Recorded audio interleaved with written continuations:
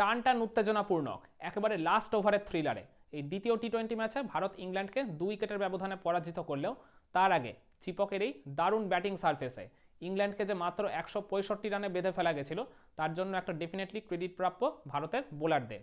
তো ইন্ডিয়ান বোলাররা ঠিক কীভাবে ইংল্যান্ডের ইনিংসে ওই 9 উইকেট তুলে নিয়ে তাদেরকে ওই 165 রানে বেঁধে ফেলেছিল, চলুন সেটা নিয়ে আজকের এই ভিডিওতে অ্যানালিসিস করা যাক। ইংল্যান্ডের প্রথম উইকেটটা পড়েছিল তাদের ওপেনার ফিল সল্টের। ফিল সল্ট তাদের ইনিংসটা শুরু করেছিল একটা বাউন্ডারি মেরে আশদীপ সিংকে, কিন্তু তার ঠিক 2 বল পরেই ওই আশদীপ সিংয়েরই একটা শর্ট অফ দ্য লেন্থ ডেলিভারিতে ওই ফিল সল্ট তাকে পুল করে ছক্কা মারতে গেছিলেন, কিন্তু ব্যাটে বলে কানেকশনটা ঠিক মতো না হওয়ায় ওই ডিপ মিড উইকেটে ফিল্ডিং করা ওয়াশিংটন সুন্দরের হাতে ক্যাচ দিয়ে মাত্র 4 রান করে ফিল সল্ট সাজঘরে ফেরত যান। আর এরপর ওই দ্বিতীয় উইকেটে তাদের ক্যাপ্টেন জস বাটলার আর আরেক ওপেনার বেন ডাকেটের মধ্যে একটা 20 রানের পার্টনারশিপ গড়ে উঠেছিল, কিন্তু এরপর 4th ওভারে ওই সূর্যকুমার যাদব অ্যাটাকে আনলেন ওই ওয়াশিংটন সুন্দরকে। তার ঠিক আগের ওভারে আশদীপকে কিন্তু 1 ওভারে 16 রান নিয়ে নিয়েছিলেন ওই জস বাটলার। তো ওই আর কি ওই ওয়াশিংটন সুন্দর 4th ওভারে অ্যাটাকে এসে একদম প্রথম বলেই তিনি তুলে নিয়েছিলেন ওই অপর ওপেনার বেন ডাকেটের উইকেটটা। বেন ডাকেট বলতে গেলে কাইন্ড অফ ওই আউটটা তিনি যেভাবে হয়েছেন এক প্রকার নিজের পায়ে নিজেই কুরুল মেরে এসছেন। তখন প্রথম ওভার আর কি স্পিন অ্যাটাকে এসছে, তো তাকে আর কি একদম ফাস্ট ডেলিভারিতেই রিভার্স সুইপ করতে গেলেন তিনি, কিন্তু ওই কানেকশনটা ঠিকমতো হয়নি, ফলে লিডিং এজ হয়ে ওই পয়েন্টে ফিল্ডিং করা ধ্রুব জুরেলের হাতে ক্যাচ দিয়ে তিনি সাজঘরে ফেরত যান ওই সিঙ্গেল ডিজিটেই। এরপর 3rd উইকেটে ঠিক ওই প্রথম টি-20 ম্যাচের মতোই হ্যারি ব্রুক আর তাদের ক্যাপ্টেন জস বাটলারের মধ্যে একটা বেশ ভালো পার্টনারশিপ গড়ে উঠেছিল। 33 রানের মতো তাদের পার্টনারশিপটা ওই জায়গায় গড়ে উঠেছিল, কিন্তু ওই পার্টনারশিপটাকে আবারও এদিন ব্রেক থ্রু দেন ঠিক ওই আগের দিনের মতোই বরুণ চক্রবর্তী। 7ম ওভারে অ্যাটাকে এসেই বরুণ চক্রবর্তী তার একটা ওই গুগলি ডেলিভারিতে, যেটা আবার তিনি পারফেক্টলি একদম পিচ আপ করেছিলেন ওই গুড লেংথ জোনে, তো তার ওই গুগলিটা একেবারেই ঠিকমতো পড়তে পারেননি হ্যারি ব্রুক, যার ফলে তার ব্যাট আর প্যাডের মাঝখান দিয়ে ওই জায়গায় তার উইকেটটা ভেঙে দিল। ফলে ক্রিজে সেট হয়ে গিয়েও হ্যারি ব্রুক নিজের উইকেটটা ছড়ে দিলেন মাত্র 13 রান করে। এরপর 4th উইকেটে ক্যাপ্টেন জস বাটলার আর লিয়াম লিভিংস্টোনের মধ্যে একটা 18 রানের জুটি গড়ে উঠেছিল। এই জুটিটাও কিন্তু বেশ আস্তে আস্তে সেট হওয়ার পথেই এগোচ্ছিল, কিন্তু ঠিক তখনই আকসার প্যাটেল এসে এই পার্টনারশিপে ব্রেক থ্রু দেন।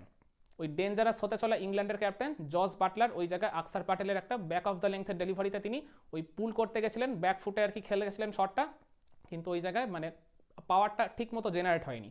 অল্প একটু শর্ট ডিস্টেন্সের জন্য ওই জায়গায় ডিপ মিড উইকেটে ফিল্ডিং করা ফিল্ডারের হাতে ক্যাচ দিয়ে তিনি আউট হয়ে যান 45 রান করে। ওই উইকেটটা না পড়লে জস বাটলার কিন্তু এরপর নিজের ব্যাটিংটাকে 2nd বা 3rd গিয়ারে শিফট করে দিয়ে ইংল্যান্ডের রানটাকে আরও বাড়িয়ে নিতেই পারতো।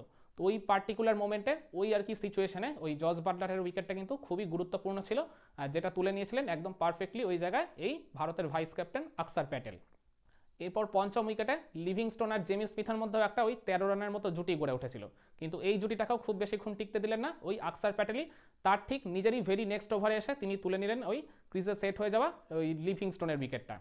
তো আকসার প্যাটেলের একটা ওই ব্যাক অফ দ্য লেংথ ডেলিভারিতে লিভিংস্টোন ওই জায়গায় ডিপ স্কোয়ার লেগ ক্লিয়ার করে তিনি ছক্কা মারতে গেছিলেন, কিন্তু ওই অল্প একটু শর্ট ডিস্টেন্সের জন্য ওইখানে ফিল্ডিং করা ওই আর কি সাবস্টিটিউট ফিল্ডার হার্ষিত রানার হাতে ক্যাচ দিয়ে তিনি আউট হয়ে যান মাত্র 13 রান করে।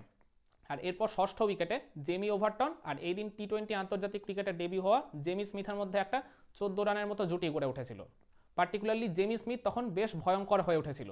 ওই অভিষেক শর্মাকে যখন অ্যাটাকে এনেছিলেন ভারতের ক্যাপ্টেন সূর্যকুমার যাদব খুবই সারপ্রাইজিংলি, তো তখন তার প্রথম 2টা বলেই একটা ছক্কা একটা বাউন্ডারি মেরে ওই জায়গায় জেমি স্মিথ একটা কি বলবো ফাইন স্টার্ট করেছিলেন ওই ওভারে।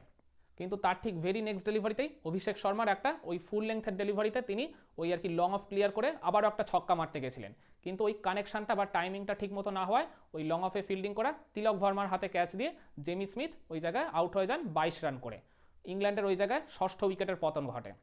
এরপর 7ম উইকেটে জেমি ওভারটন আর ক্রিজে নতুন আসা ব্রাইডন কার্সের মধ্যে 32 রানের একটা জুটি গড়ে উঠেছিল। মূলত এই জুটিটাই কিন্তু ইংল্যান্ডকে ওই বিপদগ্রস্ত অবস্থা থেকে বেশ অনেকটাই অক্সিজেন দিয়েছিল বলা চলে।